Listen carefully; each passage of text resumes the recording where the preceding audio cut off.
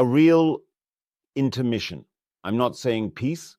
The word peace is absolutely unrealistic today, an absolutely fantastical word. In relation to this situation, this peace, of course, first and foremost,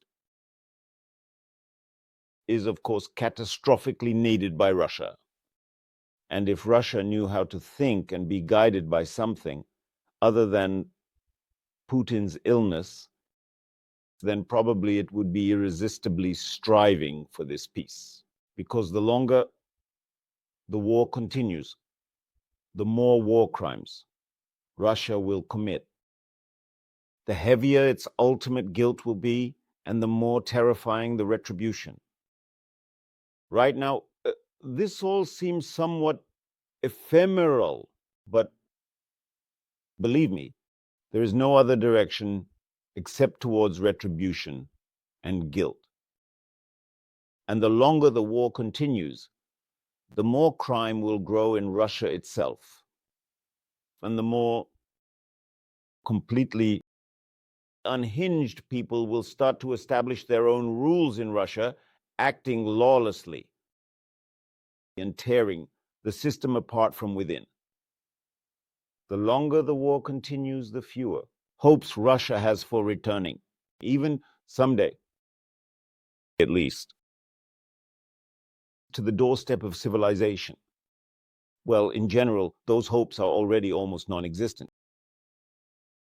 So, in general, there's nothing to regret, because all these absurd claims by Russia on Crimea, on regions, that is, all of this guarantees eternal war.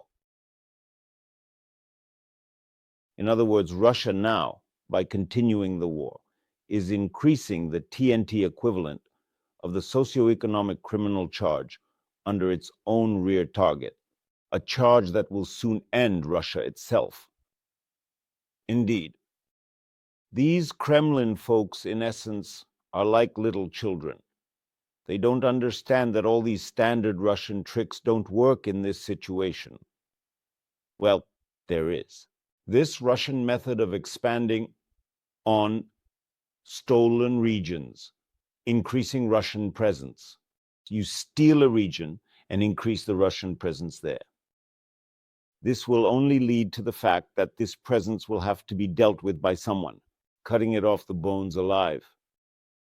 But the Kremlin's sick mind is not bothered by any of this at all. Just as he is not bothered by the insane losses, he recklessly feeds his Russia to this utterly absurd and unnecessary war, demonstrating ignorance and military political mediocrity, but also an extreme malice, which he manages to broadcast to every level of his hierarchy.